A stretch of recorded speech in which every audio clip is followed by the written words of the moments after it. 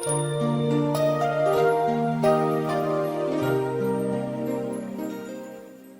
saudara, puji Tuhan.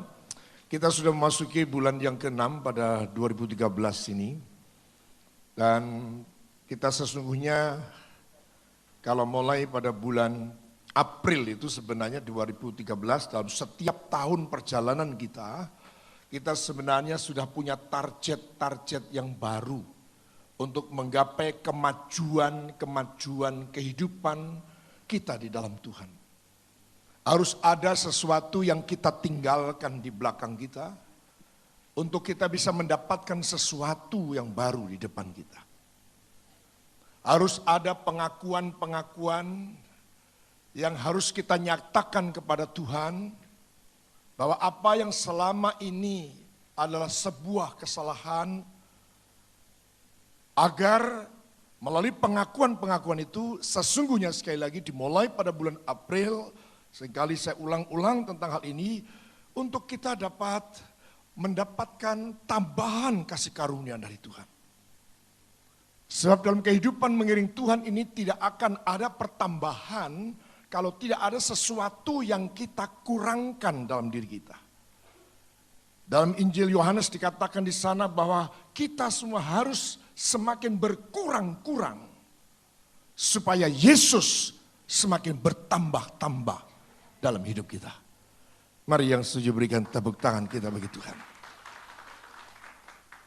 Sebelum lebih jauh saya akan mengingatkan satu keputusan atau satu tekad kami dari gereja, khususnya nanti sebentar akan ada saudara-saudara kita, keluarga baru, keluarga Allah yang sudah menerima baptisan air untuk menerima perjamuan kudus yang pertama kalinya di minggu pertama pada bulan Juni ini, yaitu saudara Sung Chuk Chin, Go Mei Li, Erat Aditya Widianto, dan Efrensius Welcome Kubana. Ya, saya ingin sampaikan pada semua kita yang hadir bahwa bagi jiwa-jiwa baru, apakah sebelum baptisan ataupun sesudah baptisan, untuk dipahami bahwa nanti dari gereja akan ada seorang yang mendampingi mereka, yang akan membimbing mereka sampai pemahaman tentang apa itu keselamatan itu benar-benar mereka memahami dengan baik. Itu bisa dilakukan sebelum baptisan ataupun sesudah baptisan. Maka setelah baptisan kami akan minta tim dari Mesbah Keluarga dan Pengajaran untuk mendampingi mereka, memperkenalkan diri mereka, menyediakan diri mereka untuk mendampingi mereka. Ya, supaya mereka benar-benar tidak hanya sekedar mengaku percaya kemudian dibaptis lalu mereka tidak tahu perjalanan berikutnya. Ini sangat penting untuk sebuah pertumbuhan.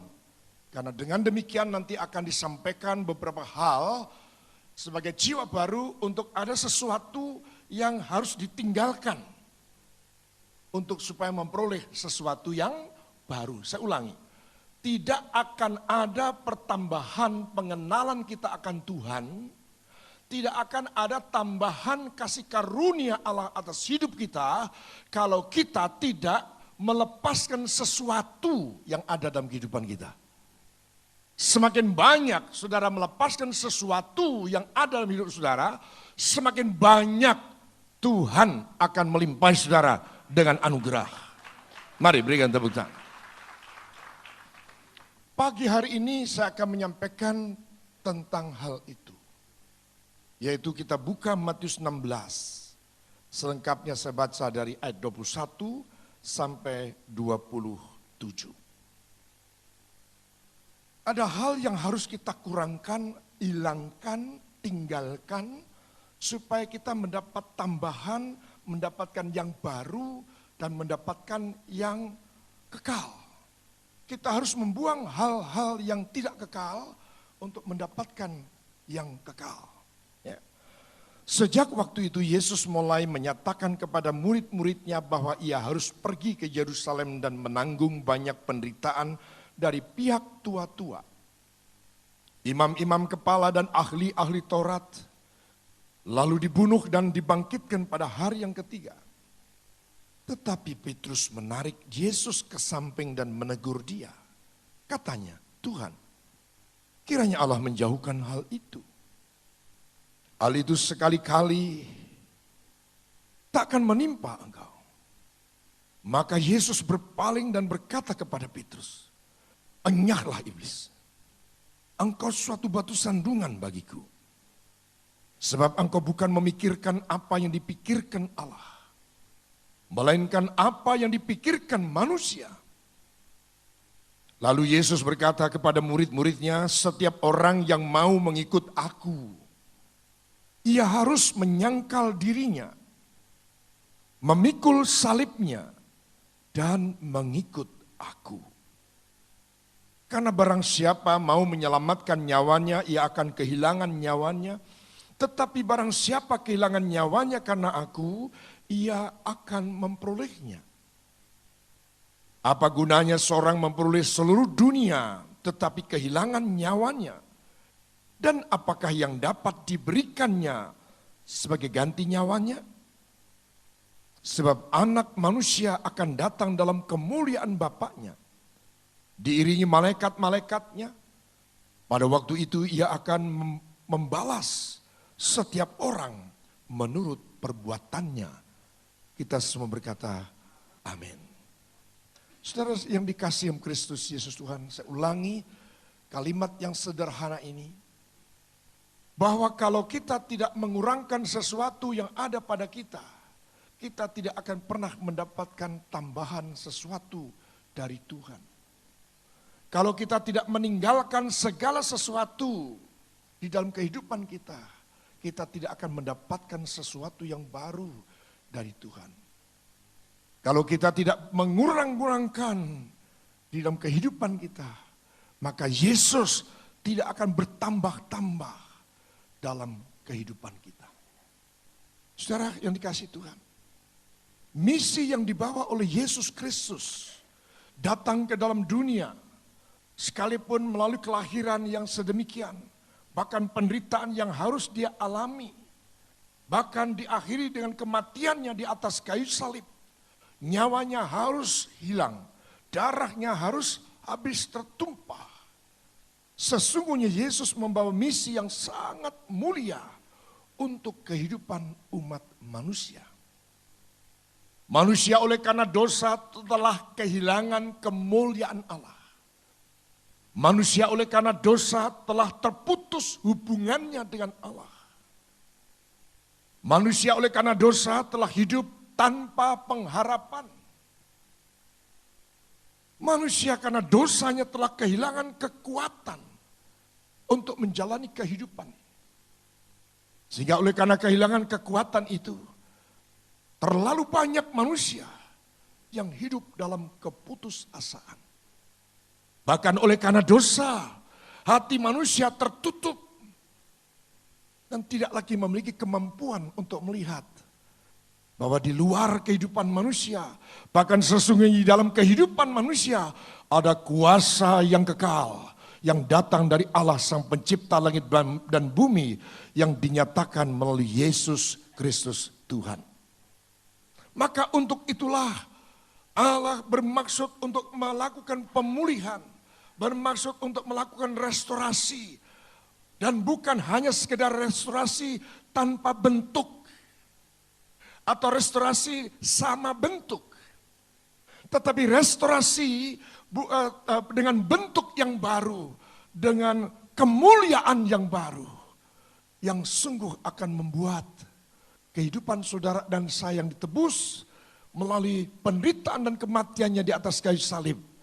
Saudara bukan saja sekedar beroleh pengampunan dosa, diangkat menjadi anak, menjadi pewaris kerajaan surga, tetapi saudara berhak untuk masuk dalam kerajaan kekal. Mari berikan tepuk tangan. Jadi ada satu proses yang terus berkelanjutan yang harus terjadi, yang terjadi dalam kehidupan setiap kita yang mengaku percaya. Melalui mimbar ini seringkali saya berkata bahwa tidak cukup menjadi orang percaya. Tidak cukup. Kecuali seperti juga seringkali saya katakan, menjadi percaya sudah cukup dan barang siapa yang percaya kepadaku, tidaklah kamu binasa melainkan beroleh hidup yang kekal. Yaitu bagi saudara dan saya setelah memberikan pengakuan bahwa Yesus adalah Tuhan dan Juru Selamat, telah menderita dan mati di atas kayu salib bagiku, saya akan masuk dalam kerajaan surga setelah pengakuan saya mati. Tetapi ketika saudara dan saya setelah memberikan pengakuan bahwa Yesus adalah Tuhan dan Juru Selamat, kita belum mati, tetapi kita tidak lagi direncanakan untuk mati kekal, tetapi kita sudah diberikan rencana dalam hidup kita, hidup yang kekal. Sejak saat itu berlakulah proses yang harus berlangsung setiap hari. Firman Tuhan dengan jelas dikatakan bahwa manusia batinia itu harus terus mengalami pembaharuan setiap hari, bukan setiap tahun. Tapi setiap hari dengan sangat jelas dinyatakan setiap hari manusia batinnya itu mengalami pembaruan. 2 Korintus 4 ayat 16, sebab itu kami tidak tawar hati, tetapi meskipun manusia lahiriah kami semakin merosot, namun manusia batinia kami dibaharui dari sehari ke sehari. Kalau ada pernyataan dari hari ke sehari ini sesungguhnya betapa hebat mulianya rancangan Tuhan atas kehidupan kita. Betapa detailnya. Betapa Tuhan sangat menghendaki bahwa hari esok adalah hari yang lebih baik daripada hari ini. Keadaan saudara esok harus lebih baik dari keadaan kita hari ini. Mari yang percaya berikan tepuk tangan. Haleluya. Bukan sekedar tahun depan aku akan seperti ini, tahun 2 tahun lagi saya akan seperti ini. Tapi rancangan Tuhan hari demi hari kita mengalami perbaikan. Mari kembali berikan tepuk tangan. Haleluya. Maka untuk ke sana saudara yang kasih Tuhan. Tadi telah saya awali dalam penyampaian firman Tuhan ini. Harus ada yang dikurangkan, harus ada yang dihilangkan, harus ada yang ditinggalkan. Untuk kita bisa mendapatkan tambahan kasih karunia. Ada satu pekerjaan yang dikerjakan oleh Roh Kudus. Untuk mengerjakan hal-hal yang baru. Memberikan kepada saudara hal-hal yang lebih baik. Bahkan bukan sekedar lebih baik. Tapi sesuatu yang sempurna. Bukan sekedar sempurna dalam mata pandangan manusia. Tapi sempurna dalam mata pandangan Tuhan. Kesempurnaan yang ada dalam hidup saudara dan saya. Membawa saudara dan saya pada hidup yang kekal. Mari kembali berikan tepuk tangan. Haleluya. Maka saudara ini kasih Tuhan dimulai dari mana? Dimulai dari hati kita. Apabila hati kita berbalik kepada Tuhan. Ya, itu dimulai dari hati. Dimulai dari hati. Coba kita buka dalam 2 Korintus pasal yang ketiga. Ayat yang ke-16. Dimulai dari hati kita. Harus hati ini terus, hati itu juga tidak satu kali itu saja. Tapi terus segala sesuatu, kalau sekarang saya mulai dari hati, kemudian nanti saya akan sampaikan, kemudian pikiran kita pun harus mulai perubahan. Besok untuk mendapat sesuatu yang baru, untuk meninggalkan sesuatu dan mendapatkan yang baru, saya mulai lagi dari hati saya, kemudian diikuti akal budi pikiran saya. Dan akan terus terjadi seperti itu. Semuanya harus dimulai dari hati. Ayat 16, tetapi apabila hati seorang berbalik kepada Tuhan, maka selubung itu diambil daripadanya. Segala sesuatu yang menutup untuk tidak lagi mampu melihat kebenaran, tidak bisa lagi membedakan mana yang benar, mana yang kehendak Allah atau bukan. Maka segala sesuatu yang menutup itu, yang membuat kita tidak mengerti ketika kita mulai berbalik, dimulai dari hati, mulai ada pengakuan, maka selubung sesuatu yang menutupi bagian-bagian dari hati kita itu akan diambil. Ketika kita mau pertama kali menerima Yesus, bukankah juga dalam kitab Roma pasal 10, 9, 10 itu dimulai juga dari hati. Dengan hati kita percaya dan dibenarkan, dan dengan mulut kita mengaku dan diselamatkan. Berikan tepuk tangan saudara bagi Tuhan kita Yesus. Jadi kalau katakan hari ini, aduh kemarin saya begini, kita diingatkan oleh Roh Kudus sesuatu yang harus kita tinggalkan. Ya Tuhan, katakan contoh yang sederhana, kemarin itu saya melihat ada orang yang sebenarnya layak dibantu. Tapi saya mengeraskan hati, saya melewatkan semuanya itu. Dan hari ini aku lewat pada jalan yang sama, orang itu sudah tidak ada. Tuhan ampuni Tuhan. Kemarin aku tidak melakukan sesuatu yang semestinya aku bisa melakukan pada hari kemarin. Maka hari ini Tuhan, aku merendahkan diri di hadapan-Mu. Aku mengaku salah, aku mengaku dosa Tuhan. Saya percaya kalau kita jujur seperti ini, hari berikutnya, hari ini, di mana kemarin kita tidak melakukan, hari ini ada sesuatu yang diambil oleh Tuhan. Dan kita akan diizinkan Tuhan untuk menjadi lebih peka, untuk melakukan sesuatu yang sesuai dengan kehendak Tuhan. Apa saja saudara, kita bisa mulai dari hati itu dengan jujur. Jangan suka mengeraskan hati, padahal sudah tahu, katakanlah tahun lalu apalagi, sudah tahu hal yang satu itu tidak benar, tidak pas di hadapan Tuhan, tidak berkenan di hadapan Tuhan, bahkan kalau boleh saya katakan itu sesuatu yang keji di hadapan Tuhan. Roh Kudus sudah selalu mengingatkan tentang satu hal yang ada di dalam diri kita, yang tidak berkenan. Tetapi kita keraskan hati kita untuk tidak mau merendahkan diri di hadapan Tuhan. Kita tidak mau mengakui jujur di hadapan Tuhan. Kita tidak akan pernah mengalami restorasi pemulihan. Dan apapun juga bahkan tambahan kasih karunia, limpahan kasih anugerah Tuhan tidak akan bertambah-tambah. Tetapi kalau saja kita tidak perlu menunggu 1 tahun, bersegera saja kalau Roh Kudus, di mana tugasnya salah satunya adalah mengingatkan kita akan dosa kita. Kita kemudian langsung saja sujud menyembah kepada Tuhan. Seperti ketika Daud dalam dosanya diingatkan, langsung dia bertobat. Maka sesuatu yang menutupi hati kita akan segera diambil. Kita akan dibawa oleh Tuhan pada sesuatu yang baru. Pemulihan, restorasi, penyempurnaan mulai dikerjakan. Tidak mungkin ada sesuatu tambahan kasih karunia anugerah Tuhan kalau kita tidak mengurangkan sesuatu yang ada pada diri kita. Kapasitas yang ada pada kita ini terbatas. Saudara, kalau katakan tabung LPG itu masih penuh, dan saudara mungkin mau komplain pada depo supaya diisi penuh, atau mobil saudara itu tangkinya dalam keadaan penuh. Saudara datang, Mas isi Mas. Loh Pak masih penuh Pak, isi Mas. Keluar, loh isi Mas. Tidak akan ada pertambahan. Tapi kalau tangki itu memang kita kosongi, Tuhan akan menambahkan sesuatu yang baru atas kita. Mari berikan tepuk tangan. Nanti saya akan bawa dalam pengertian-pengertian yang sebenarnya kita sudah pahami selama ini. Tetapi bisa jadi kita mengeraskan hati. Sehingga mengapa keadaan kita hari ini masih tetap sama dengan minggu lalu, bulan lalu, bahkan tahun lalu. Semakin saudara mengetahui keadaan saudara, dan saudara bisa membandingkan antara hari ini dengan minggu, dengan hari, dengan minggu, bulan, apalagi tahun. Sebenarnya itu pun adalah anugerah Tuhan ya. Kalau sampai kita diingatkan, iya ya dulu aku begitu, sekarang kok masih begitu ya. Semakin lama saudara tahu bahwa itu tahun lalu sebenarnya Roh Kudus pernah mengingatkan aku untuk satu hal itu.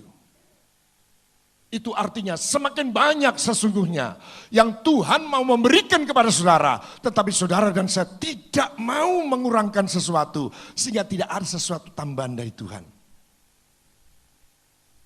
Tapi kalau saya katakan ingat, sebenarnya kemarin saya sudah diingatkan Tuhan.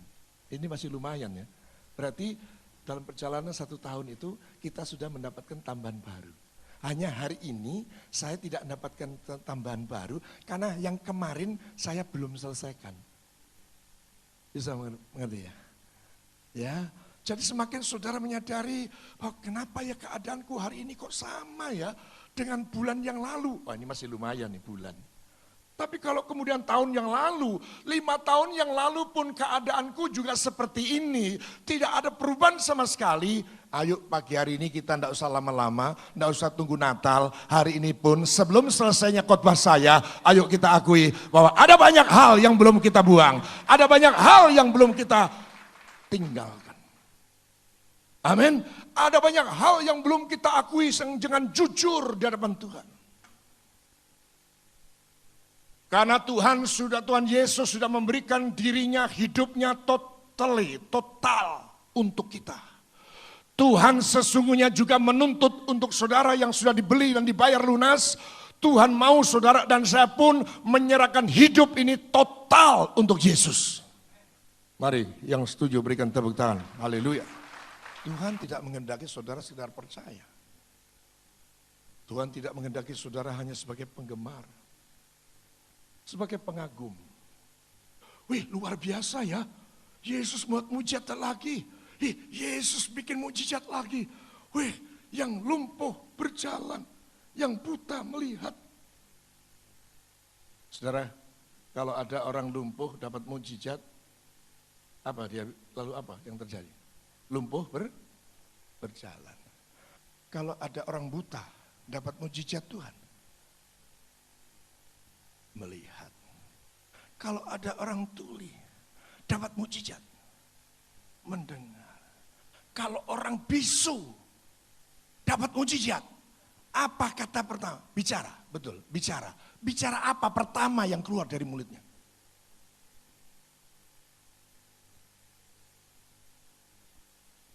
Tapi biasanya orang bisu itu ini juga pun tuli.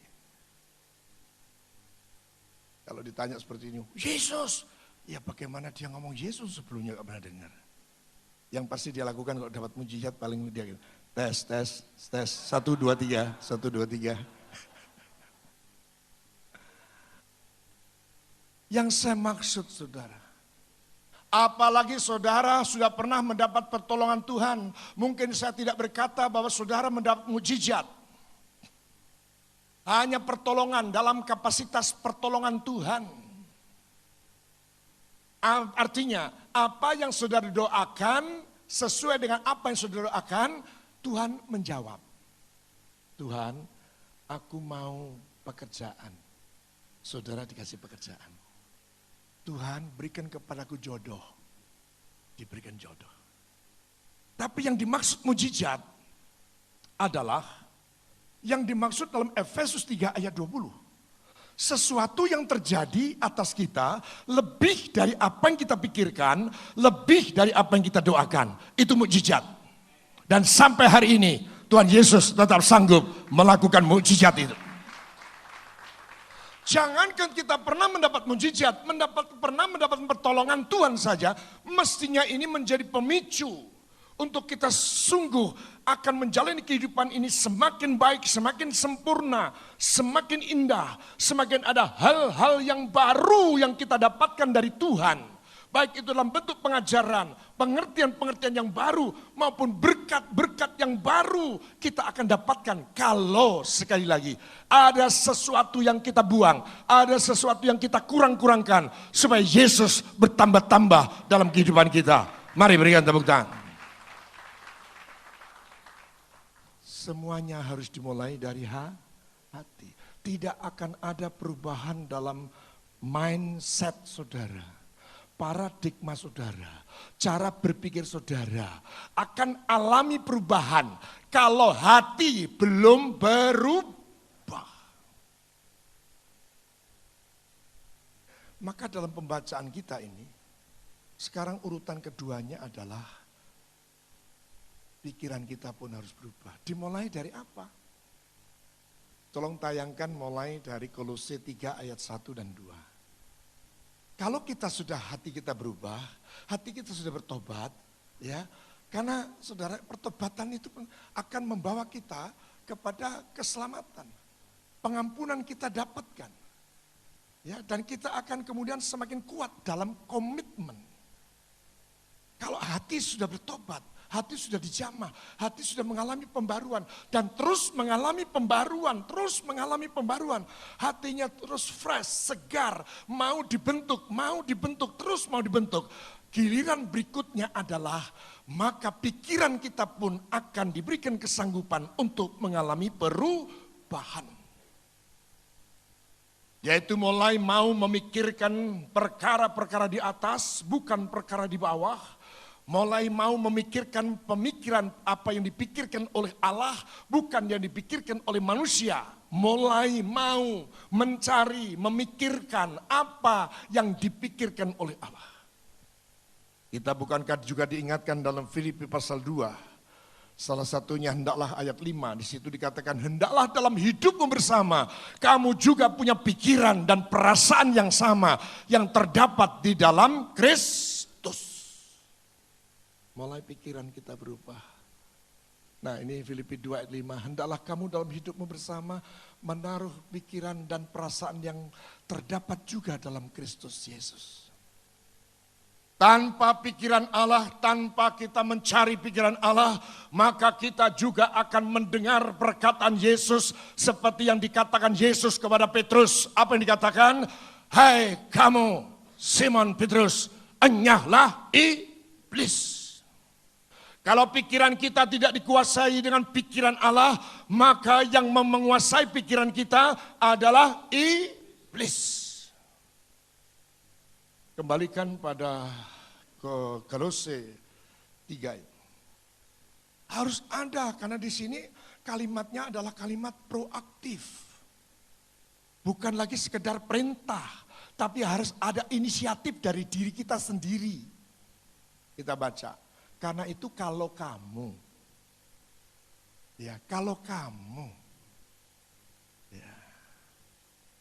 punya tiket untuk naik pesawat, kan gitu yang diingatkan kalau di bandara. Kalau kamu punya tiket, ya kamu masuk. Bahasa ini adalah bahasa yang diharapkan ada langkah keputusan proaktif dari diri kita, dari kita sendiri. Bukan lagi perintah. Tuhan sangat senang dengan inisiatif saudara sendiri. Tuhan lebih senang dengan kesadaran kita sendiri daripada maksa-maksa. Hei Roni, pikirkan apa yang aku pikirkan. Kalau enggak tak cambuk. Tuhan akan lebih senang kalau ketika itu melihat Roni tanpa saya minta, tanpa Tuhan minta, dia sudah punya pikiran yang sama dengan Kristus. Mari yang mengerti berikan tepuk tangan. Artinya apa? Tuhan hari ini lebih mengutamakan keputusan pribadi saudara, lebih menghargai langkah proaktifmu. Tanpa diminta, kita sudah melakukannya. Seperti anak-anak pada waktu pertama untuk dibawa ke gereja, aduh harus ini, ayo nak ke gereja. Benar, nanti mami mau belikan sepeda. Kalau kamu sudah 52 kali minggu datang ke gereja, kamu dapat sepeda nah. Dihitungi, di tembok ditulis 1. Begitu males lagi, diingatkan lagi dengan janji ini. Janjinya janji soal berkat lagi. Oh sudah 50 minggu loh Ma, Mi, bener Mi. Nanti kurang 2 lagi aku dapat sepeda. Iya pasti. Itu janji orang tua pada anak. Iya juga bisa. Mungkin, sangat mungkin untuk bisa luput. Tapi saya ingin mengatakan pada saudara, padahal kalau orang tua yang janji, bisa-bisa sepedanya kalaupun sudah katakan 52, sudah dipenuhi, belum ada tuh sepeda. Nah oke, deal, salaman. Tapi mami belum punya uang. Tapi swear, mami mau belikan. Oke, setuju? Loh, ya. Tapi kalau saya ingin katakan tentang Tuhan, tidak pakai cerit baru ada. Sebelum saudara melakukan, sesungguhnya apa yang dia janjikan sudah ada, disediakan.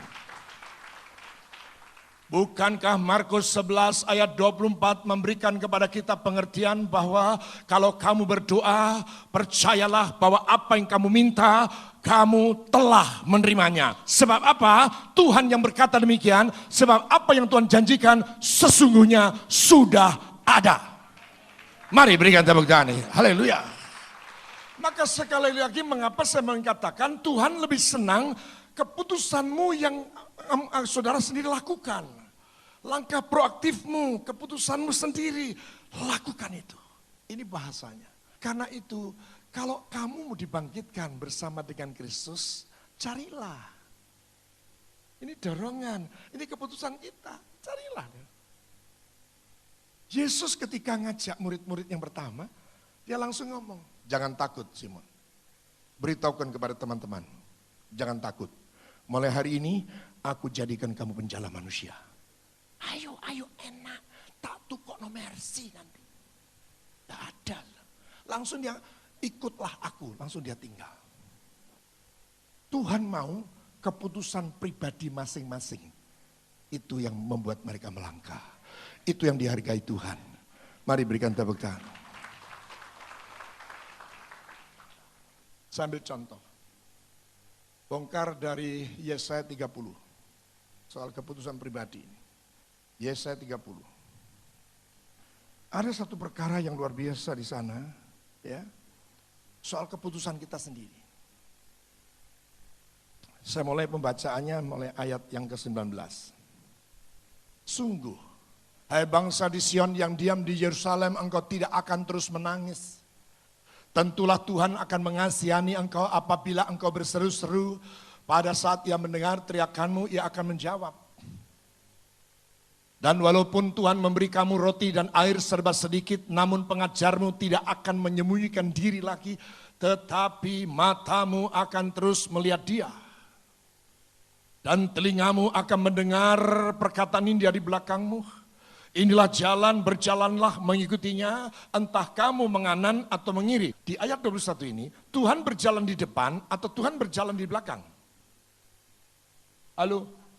Tuhan di depan atau di belakang? Nah iya, bukan di depan.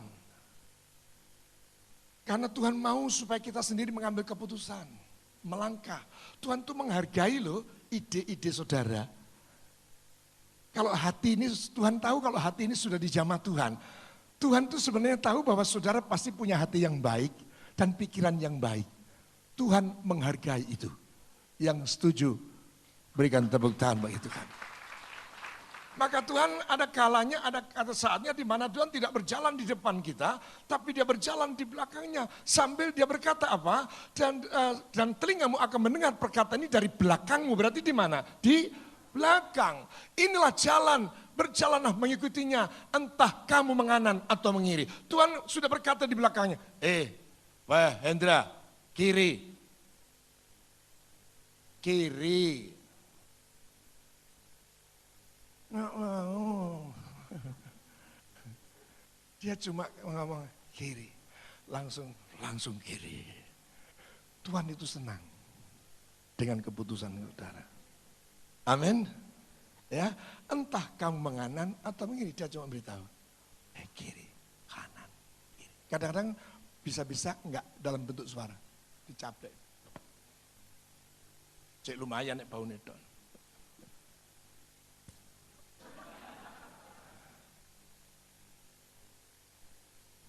Enak ditempeling Tuhan daripada ditempeling John K.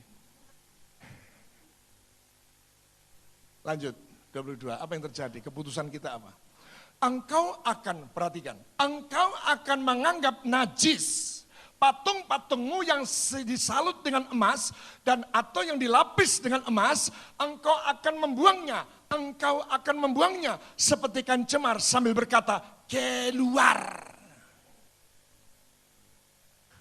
Itu idenya Tuhan atau ide saudara? Ide kita. Saya ulang. Karena di situ kata engkau itu kita. Engkau akan menganggap najis. Saudara sendiri yang menganggap ini enggak benar ini.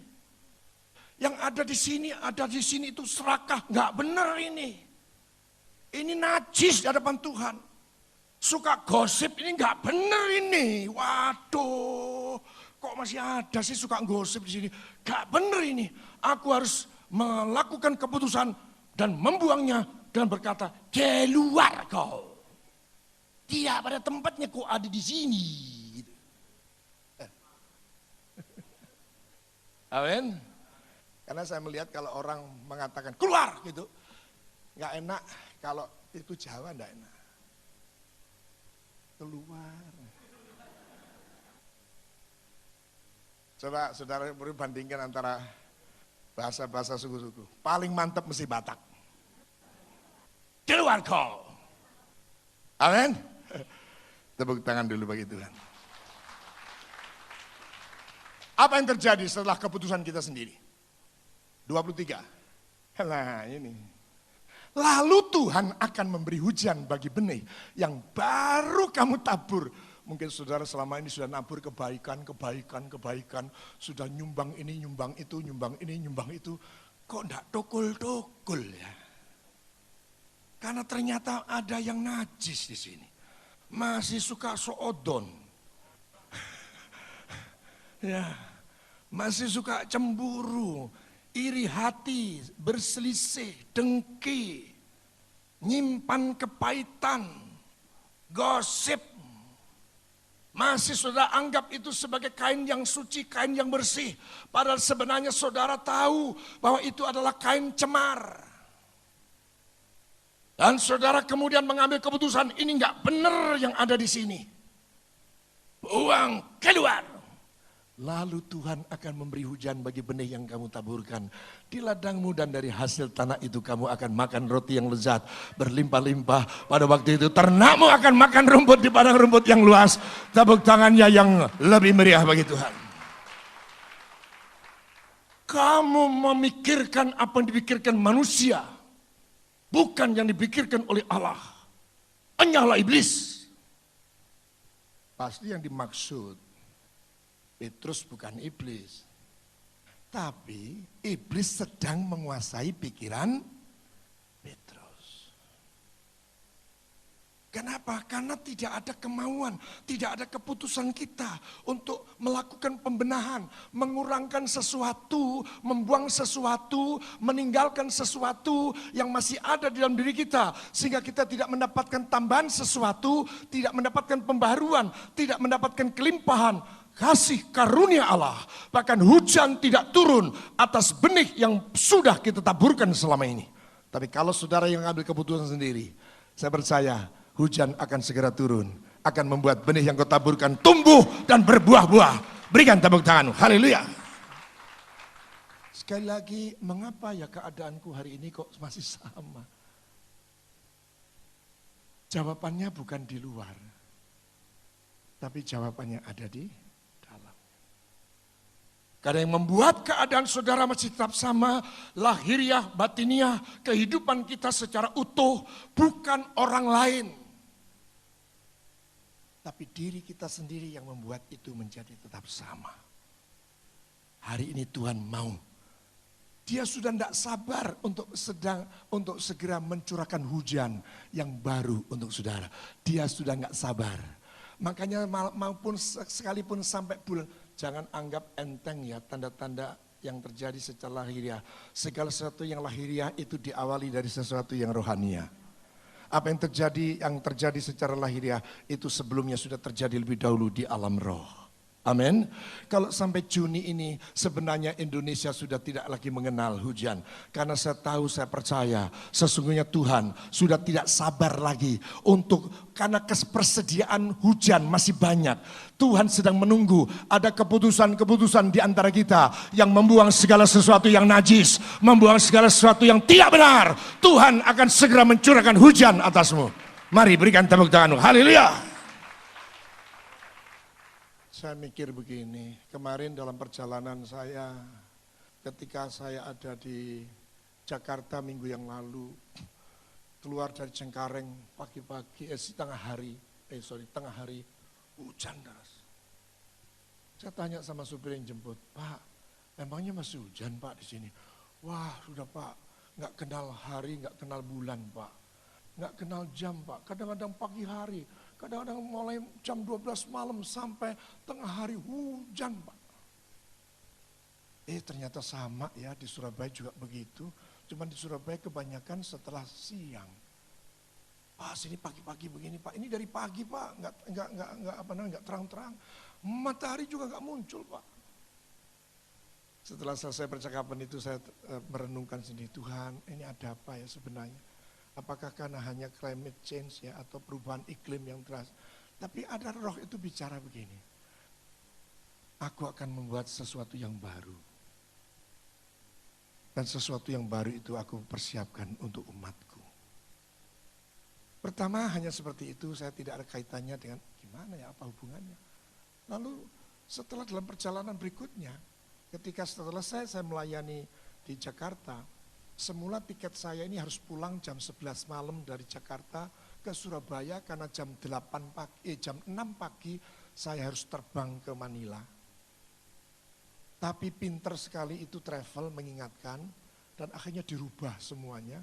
Tidak perlu pulang Surabaya, langsung Senin pagi jam 9 pagi, 9.20 pagi saya terbang dari Cengkareng menuju Manila.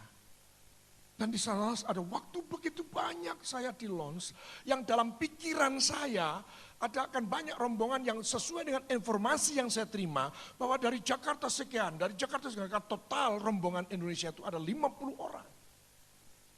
Dari Surabaya 14 orang, itu berarti dari Jakarta paling banyak. Tapi di launch itu kok sepi ya. Nggak ada orang yang saya temui. Ketemu dengan teman lama yang tidak seiring sejalan dengan tujuan yang sama dengan saya. Yaitu Pak Ruyandi Hutasweet. Itu pun menjelang saya sudah mau berangkat karena sudah dipanggil.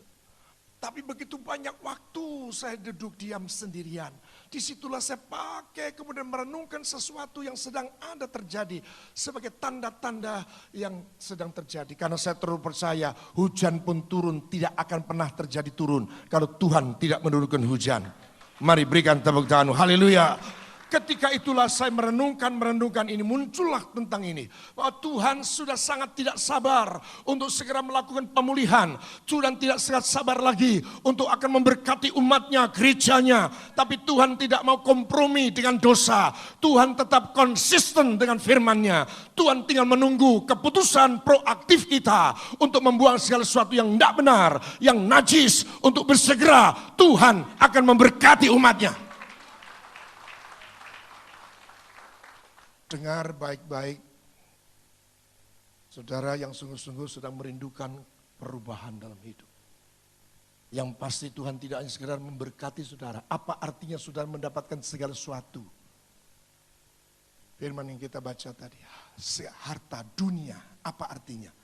Kalau tidak ada keselamatan, apa artinya? Saudara ini kasih Tuhan, maka muncul dalam perenungan di launch itu, maka Tuhan ingatkan lagi ayat ini. Padahal ayat ini adalah ayat pemulihan saya. Ayat yang pernah tergenapi dalam hidup perjalanan saya. Sebelum saya melangkah masuk dalam ladang Tuhan. Ayat ini bicara kuat. Sehingga pada waktu itu saya diingatkan banyak hal yang gak benar. Ada banyak benda-benda yang ada dalam rumah saya, dalam lemari saya, dalam mobil saya, dalam tas kerja saya yang enggak benar. Saya kumpulkan semuanya. Pada waktu itu saya sudah belum mengambil putusan, tapi Tuhan ingatkan semua. Dan pada hari-hari terakhir setelah semuanya saya buang, cincin, sekalipun cincin berlian, tetapi jujur saya memang dulu datang ke orang pintar untuk diisi. Ada banyak hal benda-benda seperti itu. Karena bisnismen. Saudara yang kasih Tuhan, lalu saya kedatangan hamba Tuhan. Ya, saya hanya ingat belakangnya saja Harrison, tapi depannya saya lupa. Itu suami istri datang ke rumah. Dia berdoa di ruangan tamu. Tapi kemudian waktu dalam doa dia mengatakan, di belakang tembok ini ada barang yang najis di hadapanku. Yang masih kau simpan, yang masih kau salut dengan emas. Hal itu menjijikkan aku. Benda itu di dalam. Lalu selesai doa saya diingatkan, brother, masih ada benda yang gak benar di belakang ini, di belakang tembok ini. Ya satu yang dimaksud tembok itu adalah apa itu namanya, buffet, buffet ya, lemari yang saya ingat-ingat apa ya. Bagaimana kalau kalian sendiri aja yang saya buka semua lemari ini, dan kalian sendiri, saya sudah terus terang aja tidak ingat, saya bilang, tidak ingat, karena sudah sekian lama, tak ingat. Ya dia pasti dalam pimpinan Roh Kudus, langsung buka, ternyata benar saudara, hal-hal yang najis, yang masih saya simpan dengan baik, ada di sana. Kamu rela untuk barang-barang ini untuk dibakar, dibuang keluar? Oh, sangat rela. Sebab ada barang yang jauh lebih mahal daripada ini, aku buang. Dan ternyata benar saudara, lalu Tuhan akan memberi kepadamu hujan bagi benih yang kamu taburkan. Berikan tepuk tangan. Pikiran kita juga harus berubah, mulai mencari pikiran-pikiran Tuhan. Dengan cara apa? Kurang-kurangkan pikiran manusiawi kita, kurang-kurangkan pikiran duniawi kita, untuk supaya saudara, pikiran saudara kapasitasnya terbatas. Amin. Nggak mungkin saudara pada saat saudara melakukan sesuatu memikirkan, itu anak-anak kita yang kemarin UNAS, dia sudah memikirkan soal itu, nggak mungkin pada saat yang sama dia juga bisa memikirkan yang lain di luar kelas itu. Nggak mungkin toh. Jadi kalau saudara sendiri mengambil keputusan untuk mengurangkan atau menghilangkan pikiran-pikiran manusiawi, duniawi, ya, dikurang-kurangkan, maka saudara pasti akan diberi kesempatan Tuhan untuk mampu memikirkan perkara-perkara di atas. Yang setuju mengerti berikan tepuk tangan. Haleluya. Enyahlah iblis, engkau suatu batu sandungan bagiku, sebab engkau bukan memikirkan apa yang dipikirkan Allah, melainkan apa yang dipikirkan manusia. Kenapa ya? Saya kok susah sekali ya mengingat ayat. Ada yang tanya begitu, Pak, apa rahasianya untuk bisa ingat ayat? Tolong Pak doakan. Saya katakan tidak perlu didoakan. Keputusan ente sendiri. Loh, kenapa itu? Karena apa? Ada jemaat yang saya layani di Jakarta itu. Setelah di antara jam 1 dan jam kedua, banyak. Karena saya salah satunya menyampaikan tentang firman Tuhan, karya Roh Kudus dalam kita, mengingatkan kita. Saya katakan sederhana, kalau Anda mulai ambil keputusan, membuang segala sesuatu kebiasaan yang lama, apa yang biasa kau pikirkan selama ini, lebih banyak yang kau pikirkan di bawah atau di atas. Ambil keputusan mana-mana bagian-bagian. Seperti saudara punya HP, saya bilang, kalau itu memorimu penuh dan engkau buang, maka kiriman-kiriman yang tertunda tidak bisa masuk, akan segera masuk. Yang mengerti, berikan tepuk tangan. Ini bukan sekedar terbatas, ini verbatas. Ini verbatas ini. Saudara juga punya HP itu kan? Kalau memorinya penuh kan mendal, dung. Begitu dikurangi dulu. Kecuali pikiran Allah nggak terbatas. Amin. Begitu tuh saudara buang, masuk dah. Aduh luar biasa. Saudara akan mulai punya muka yang berubah berseri-seri. Karena apa? Kalau memikirkan yang di dunia terus utangku, uripku, terus mikirkan gitu. Saudara khawatir ini, khawatir itu, makanya ada ayat di dalam 1 Petrus 5 ayat 7 di sana. Coba tayangkan 1 Petrus 5 ayat 7. Saudara mikir itu dunia terus, mikir harta, mikir ini, kerjaan terus, bisnis terus itu yang dipikirkan terus. Ya, makanya jangan salah, Matius 6 ayat 33, tetapi carilah dahulu kerajaan Allah dan kebenarannya. Ya apa ya caranya aku bayar utang, ya apa caranya aku bisa mengembangkan bisnis ini, aku harus kursus apa. Alkitab ngajarin apa? Sudah berhenti kamu. Kursus-kursus begitu. Cuma sekarang carilah kerajaan Allah dan kebenarannya.